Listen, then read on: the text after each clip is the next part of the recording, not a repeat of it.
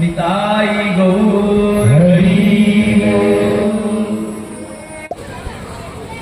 সেই ধুন্দুলি কি করেছিল? ধুন্দুলি কাপড়ের পেটের মধ্যে কাপড় পেঁচে রয়েছে। এই সময় আপনাদের ব্রাহ্মণ এসেছে, এসে ওই কথাই বলছে যে দেখো সাধুর কি করুণা, দেখেছো সাধুর দ্বারাই কত কিছু হতে পারে। তুমিও মা হতে চলেছ আর গাভীও মা হতে চলেছে।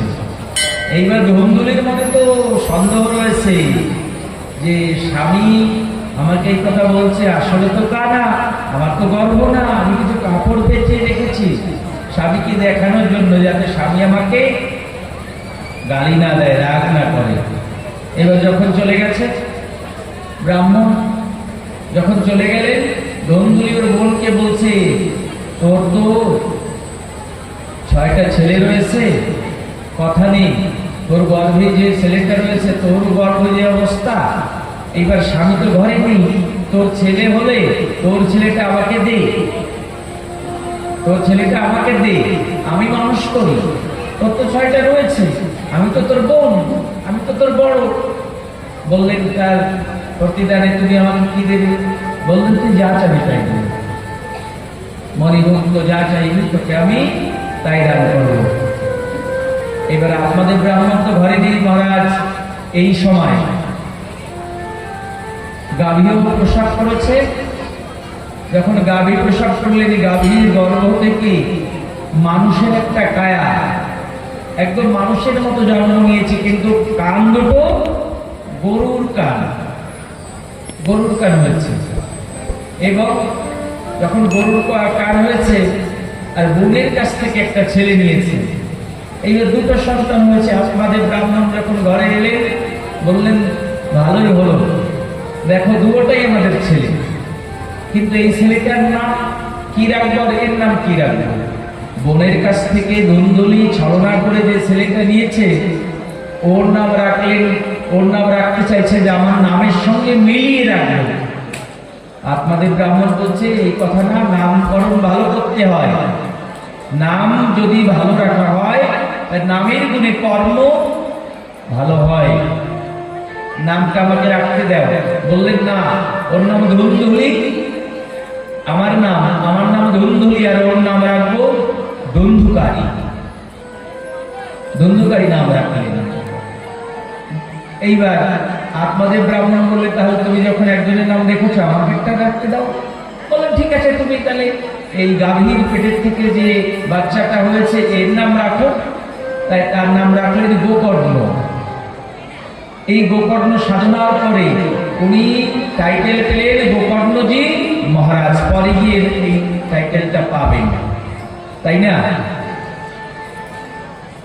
এখন যেমন আপনারা সুধাংশু মহারাজ যে বলছেন, আসলে এটা আপনারা বলছেন, কিন্তু আমি তো জানি যে না, তার যোগ্য আমি না। আসলে আপনারা ভালোবেসে 2টো কৃষ্ণ কথা শুনবার জন্য আমাকে ওই জায়গায় উঠিয়ে দিয়েছেন, কিন্তু আমি যদি মনে করি যে আমি সত্যিকারে মহারাজ হয়ে গেছি তাহলে মহাপাপ হবে। পৃথিবীতে কোনো মানুষ কোনোদিন কৃষ্ণ হতে পারে না, পৃথিবীর কোনো মানুষ কোনোদিন কৃষ্ণ হতে পারে না, পৃথিবীর কোনো মানুষ কোনোদিন রাম হতে পারে না, পৃথিবীর কোনো মানুষ কোনোদিন গৌরাঙ্গ মহাপ্রভু হতে পারে না, পৃথিবীর কোনো মানুষ কোনোদিন কৃষ্ণ দ্বৈপায়ন বেদব্যাস হতে পারে না। যিনি হয়ে গেছে তিনি হয়ে গেছেন, হয়ে আছে, এটাই সত্য। আপনার মতো মানুষ আপনি পাবেন না। অনেকে বলে যে না, আরে দিদি তোমার মতো একটা মানুষ দেখেছি, দেখতে পারে হয়তো, কিন্তু তার কোনো না কোনো জায়গায় কম আছেই আছে, কম থাকবেই, এই হচ্ছে ব্যাপার। এইবার গোকর্ণজি সাধনা করতে চলে গেলেন, ধুন্ধুকারী অত্যাচারী আরম্ভ করলেন, বিভিন্ন অত্যাচার, চুরি করা, বদমাইশি করা, পরনারী ধর্ষণ করা, এইভাবে বিভিন্ন বিভিন্ন দুষ্কর্ম করতে লাগলেন। এবং গোকর্ণজি যখন সাধনায় চলে গেলেন, সাধনা করে আস্তে আস্তে ধুন্ধুকারী পিতা আত্মাদেব তিনি স্বর্গে চলে গেলেন। এবং ধুন্ধুকারী ওনার যে মাসিমা মা রোগে হয়েছিল, একদিন তার গলা ধরে মেরে ফেললেন। মারার পরে মায়ের কাছে যত সোনা গহনা ছিল সব সোনা গহনাগুলো লুটপাট করে নিয়ে বেশ্যালয়ে গেলেন। যখন বেশ্যালয়ে গিয়েছে, ওখানে অধিক সোনাদানা পেয়ে কি করলেন, সেই বেশ্যাবৃত্তি নারী যারা ধুন্ধুকারীকে মেরে ফেললেন। যে এর মাকে হত্যা করে যদি মায়ের কণ্ঠের সোনাদানা এইভাবে এনে আমাদের দিতে পারে, তাহলে যে কোনো সময় এই সোনাদানা আমাদের কাছে দেবে, কোনোদিন আমাদের গলা ধরে মারবে, গলা টিপে। কি করলেন, ধুন্ধুকারীকে ওখানে নিধন করে দিলেন। ধুন্ধুকারী মারা গেল। যখন মারা গেলেন, মারা যাওয়ার পরে প্রেতাত্মা হয়েছে, ভূত। যে কোনো সময় উত্তম নগরে যে কোনো মানুষ পথের উপরে তাকে দেখছে, সচক্ষে দেখছে, কাউকে ভেলা দিয়ে ফেলে দিচ্ছে, তার মধ্যে হিতাহিত জ্ঞান নেই। আর সাধুকে দেখলে বলছে যে আমার মুক্তির জন্য তোমরা কিছু করো, আমি ভূত হয়ে প্রেতাত্মা হয়ে আর কতদিন ঘুরবো। এই সময় গোকর্ণজি মহারাজ উত্তম নগরে ফিরে এলেন। ফিরে আসার পর দেখলেন মাও নেই, বাবাও নেই, কেউ নেই, সবাই মরে গেছে। কিন্তু উত্তমনগরবাসী যারা ছিলেন তারা বললেন যে গোকর্ণজি মহারাজ, একটা কাজ করতে হবে। কি, তোমার যে ভাই ধুন্ধুকারী ছিল সে মরার পরে প্রেতাত্মা হয়েছে, ভূত হয়ে ঘুরছে, মানুষের উপর অত্যাচার করছে, তুমি মুক্তির জন্য কিছু করো। ভাগবত লিখলেন যে এই গোকর্ণজি মহারাজ গয়ায় গিয়ে 21 বার পিণ্ড দিয়েছিলেন ধুন্ধুকারীর নামে। গয়ায় গিয়ে 21 বার পিণ্ড দিয়েছিল, কিন্তু এই মহাপাপী কিছুতে উদ্ধার হয়নি। যখন দিনের দিনে তার প্রকোপ বাড়তে চলেছে মহারাজ, তখন গোকর্ণজি মহারাজ মনে মনে চিন্তা করলেন এর উপায় কি করা যাবে, কিভাবে এর সিদ্ধান্ত নেওয়া যায়। একে একে 21 বার পিণ্ড দান করেছে, কিন্তু কোনো কাজ হচ্ছে না, তাহলে কি হবে। এইবার সাম্যপ্রাস আশ্রমে গোকর্ণজি মহারাজ মুনিদের কাছে গেলেন। মুনিদের কাছে গিয়ে সিদ্ধান্ত নিলেন, ডাক দিয়ে বললেন, হে মুনিগণ, আমাকে করুণা করো, আমাকে দয়া করো। আমাকে যদি না করুণা করো, তাহলে আমার বংশে যে প্রেত হয়ে ধুন্ধুকারী ঘুরছে, এর উপায় কি হবে। বললেন, ব্যাপারটা কি। তখন বললেন যে এই অবস্থা, ধুন্ধুকারী অনাচার অত্যাচার করে মাকে নিধন করেছে এবং মৃত্যুর পরে এখন প্রেতাত্মা হয়ে ঘুরছে। বললেন, গয়ায় পিণ্ড দিয়েছ? বললেন, না, 21 বার পিণ্ড দিয়েছি গয়ায় মহারাজ। 21 বার পিণ্ড দেওয়ায়ও সে উদ্ধার হচ্ছে না। সৌতমণি বললেন, তাহলে একটা কাজ করো। কি, তোমার যে বাসগৃহ সেখানে সপ্তাহ ভাগবতের আয়োজন করো, 7 দিন ভাগবতের আয়োজন করো। এইবার যখন 7 দিন ভাগবতের প্যান্ডেল তৈরি করলেন গোকর্ণজি মহারাজ, তখন বললেন যে আমার ভাই উদ্ধার হচ্ছে, এই ভাগবত উদ্ধার হচ্ছে কিনা আপনারা কি করে জানবেন আর আমরা কি করে জানবো। বললেন, সপ্তম গ্রন্থের একটা বাস পুঁতে দাও। তখন মহারাজ ওই ভাগবতের ব্যাসপীঠের পাশে ওখানে সপ্তম গ্রন্থি মানে 7টা গীতের একটা বাস পুঁতে দিয়েছে। ধুন্ধুকারীকে বললেন যে তুই এই বাসের ভিতরে আশ্রয় নেই, বাসের যে ফাটল রয়েছে ওর ভিতরে গিয়ে তুই আশ্রয় নেই। এখান থেকে বাসের ভেতর থেকে যতটুকু নাম শুনতে পাবি ততটুকুই তোর মুক্তি হবে। সত্যমণি আজ প্রথম দিবসে ভাগবত আরম্ভ করেছেন। যখন আরম্ভ করলেন ঠিক উঠন্ত বেলায় ভাগবত আরম্ভ করেছিল মহারাজ। আসলে ভাগবত কিন্তু শ্রবণের নিয়ম রয়েছে। আমরা সংসারী জীব কিনা, এই জন্য আমরা রাতে ভাগবত শুনি। ভাগবতের শ্রবণের নিয়ম রয়েছে উঠন্ত বেলায়, বাল্য সূর্যের বেলায় ভাগবত আরম্ভ হবে এবং এই সময় শ্রবণ করতে হবে। ভাগবত কিভাবে শ্রবণ করতে হয়? ঘরের থেকে একটু জল ফল সেবা করে আসতে হবে। অন্ন সেবা করবে না, অন্ন সেবা করবে না। অন্ন আদি পঞ্চশস্য এখানে সেবা করে ভাগবত শ্রবণ করতে নেই। কেন নেই? কেননা আপনারা একাদশী অনেকে তো করেন নাকি? একাদশী করেন তো?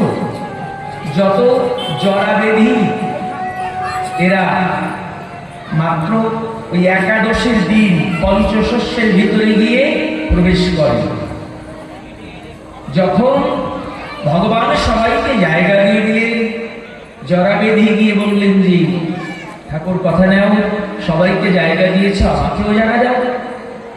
বললেন তোমার জন্য তো জায়গা আমি দিতে পারছি না। কেন? তুমি মন্দ,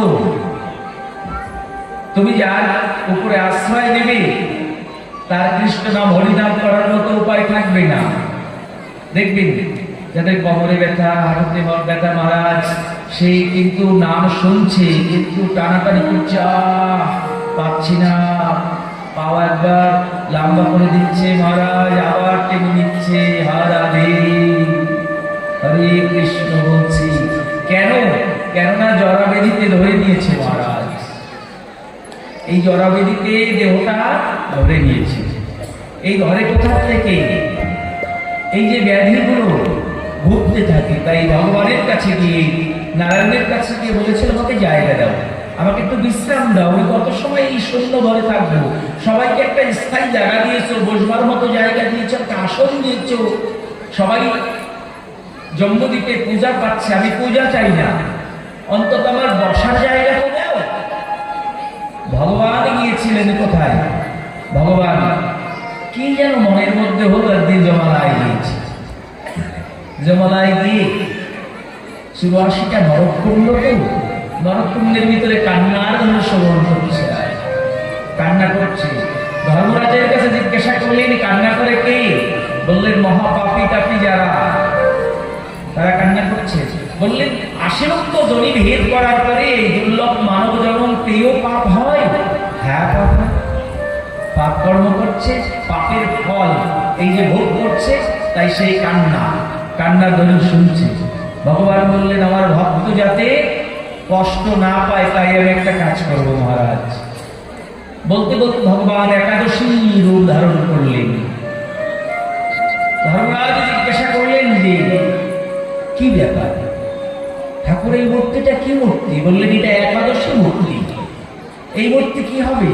বললেন এই যে জীবগণ যে রোগ ব্যাধিতে ভুগছে, মহাপাপে তারা পাতকী হয়েছে, একমাত্র একাদশীর দিন পঞ্চশস্যের ভিতরে গিয়ে এই পাপ লুকাবে, জরাবেধি লুকাবে। এই একাদশীর দিন যদি কোনো ভক্ত পঞ্চশস্য সেবা করে তবেই বিশেষ করে মহাপাপ এবং রোগ ব্যাধিতে বিশেষভাবে আক্রান্ত হবে। পঞ্চশস্যটা কি দিয়েছিলেন? জব, জোয়ারি, গম, চাল আর সরিষা, এই পাশে এই পঞ্চশস্য পরিত্যাগ করে আপনি একাদশীতে অন্য কিছু সেবা করতে পারেন। এই পঞ্চশস্যের মধ্যে তাকে জায়গা দিয়েছিলেন যে এই শস্যের ভিতরে তুমি থাকবে, এবং এই একাদশীর দিন যদি কোনো ভক্ত, কোনো কেউ তোমাকে ভক্ত করে তার মাথায় তুমি চতুর্গুণ ভাবে চাপতে পারবে। এই জন্য একাদশীর দিনে অন্ন নিতে নেই। এইবার মনে করুন এখানে 3 দিন ভাগবত হচ্ছে, ভাগবত শুনতে আসবেন, আপনি ঘর থেকে খেয়ে আসলেন আর সত্যিকারে একাদশী ছিল আমি লক্ষ্য করলেন না আপনি, তাই না মহারাজ? এইবার একাদশী থাকলো, এইবার তো আপনি আক্রান্ত হয়ে আসলেন, এখানে দেখবেন খাবার যেমন হবে মনোবৃত্তি খাবার, আহারের উপর নির্ভর করে। আহারটা যেমন বিহারটা তেমন, মনটা তৈরি আহারের উপরে হয়। যতটুকু পারা যাবে ততটুকু ত্যাগ করতে হবে। শাস্ত্র বললেন ত্যাগস্বন্তি অনন্তরম, ত্যাগস্বন্তি অনন্তরম। আপনি যা সেবা করছেন করুন। আমি ব্যাসপীঠ থেকে কোথাও কোনো দেশে গিয়ে কথা বলি না যে ওই খাবারটা খেলে কৃষ্ণ সেবা হয় না, না না, অমন কথা তো না। জীব নিত্য কৃষ্ণ দাস, ইহা বলি গেল সংসারে আসিয়া মায়া পিচাসী বলেতে বাঁধিলা। জীব নিত্য কৃষ্ণ দাস, ভুলে গেছে। কি জন্য ভুলেছে? মায়ায় ভুলেছে। তাহলে এই মায়াকে কর্তন করতে হবে, মায়াকে ত্যাগ করতে হবে। তাহলে মায়াকে যদি আপনি ত্যাগ করতে পারেন, তাহলে আপনি যেটা সেবা করছেন আস্তে আস্তে হচ্ছে সেবা করতে করতে ত্যাগের ঘরে সেবা করুন, ভোগের ঘরে সেবা করবেন না। যখন আজকে সেবা করছেন লোভের ঘরে সেবা করছেন, যখন সেবা করবেন মনে মনে চিন্তা করবেন গোবিন্দ আর যেন না খেতে হয়। আর এর উপরে যেন লোভ না জন্ম নেয়, দেখবেন 2-4 মাস 6 মাস 1 বছরে চলে যাবেই যাবে। মহারাজ প্রেম সে বলো, বলো না, জোরে বলো না, জয় জয় শ্রী রাধে। তাহলে আস্তে আস্তে এটা কন্ট্রোল হয়ে যাবে, আর খেতে ইচ্ছা হবে না। এই কথাটা ভাগবত এই কথা বলে না যে তুমি আজকেই মাছ খাওয়া ছেড়ে যাও, আজকেই মাংস খাওয়া ছেড়ে যাও। না, তুমি চেষ্টা করো, চেষ্টা করো, চেষ্টা করো। চেষ্টা করলে তোমার উপায় হবে, তাই না? একবারে কেউ কি এমএসসি পাস করতে পেরেছে? পারেনি। অন ক্লাসে গিয়ে তালপাতা নিয়ে সরিয়া সরিয়া লিখেছে, তাই না? এইবার যদি একচোটে 25 বছর বয়সের সময় আপনাকে 1 2 3 4 করে না পড়িয়ে একবারে আপনাকে এমএসসি ক্লাসে ভর্তি করিয়ে দিই, আর ওইখানে আপনি পরীক্ষা দেবেন, তাহলে আপনি পরীক্ষায় কি পাবেন? গোল্লা। সত্যি না? কেননা আপনি তো নিচের যে বানাম ফলা এগুলো স্বরবর্ণ ব্যঞ্জন বর্ণ কোনোদিন পড়েননি। তাহলে উপরের ক্লাসে পেপার যখন পাবেন, আপনি পেপার পাবেন সত্য, যেমন পেপার তেমনি থাকবে, নিজের নাম তো লিখতে পারবেন না। জীব নিত্য কৃষ্ণ দাস, সেটাকে ভুলে গেছে। কেন? মায়া পিচাসে বলে বেরোচ্ছে, তাই। তাহলে জীব যেটা ভক্ষণ করছে, জানছে যেটা খাওয়া ভালো না, কিন্তু তাই বলে একদিনে তো ছাড়তে পারছে না। এবার ওটাকে ছাড়ার অভ্যাস করতে হবে। 1 বছর 2 বছর 3 বছর 4 বছর করতে করতে 5 বছরের সময় মহারাজ আর খেতে ইচ্ছা করবে না, মন থেকেই দূরে সরে যাবে। কিন্তু আপনার মনে খেতে চায়, আর যদি জোর করে অন্য লোকের দেখা দেখে আপনি খাওয়া বন্ধ করে দেন, মহারাজ মরণের আগে আপনাকে খেতে হবে। রাধে রাধে, খেতে হবেই হবে। মন থেকে ছেড়ে দিয়ে, মন থেকে ছেড়ে দিয়ে আর কোনোদিন খেতে হবে না। এই হচ্ছে কথা। জোর করে কোনোদিন কোনোটা ছাড়তে নেই, আমি ওইটা বলি না, কাউকে উপদেশ দিই না। অনেকে বলে না না না, ভুল। এটা চেষ্টা করতে হবে জীবনে। নিজের জীবন দর্শনটা নিজে তৈরি করতে হবে। তোমার বাড়ির ভিতরে ঢুকতে গেলে যখন নতুন গেট তৈরি করেছিলে, ওখানে কত ময়লা ছিল, কোদাল মেরে মেরে মেরে মেরে মেরে মেরে পরিষ্কার করে সুন্দর করে পথটা তৈরি করে দিয়েছিল, তাই না? তারপরে এখন অন্ধকারের ভিতরে হাঁটলে ভয় নেই, কি সাপ আছে না বিছা আছে। ঠিক মানব জীবনের পথটাও তদরূপ। বিভিন্ন বিভ্রান্তের মধ্যে জীব করে আছে, নিজে পথ তৈরি করে পরিষ্কার করে কৃষ্ণ নামের পথে যেদিন আপনি চলবেন, সেদিন আপনার জীবন ধন্য হয়ে গেল, সেদিন আপনার মুক্তি হয়ে গেল। এটা অভ্যাস করতে হবে। অভ্যাস না করলে হবে না। আসুন আর একটা ভজন শুনি।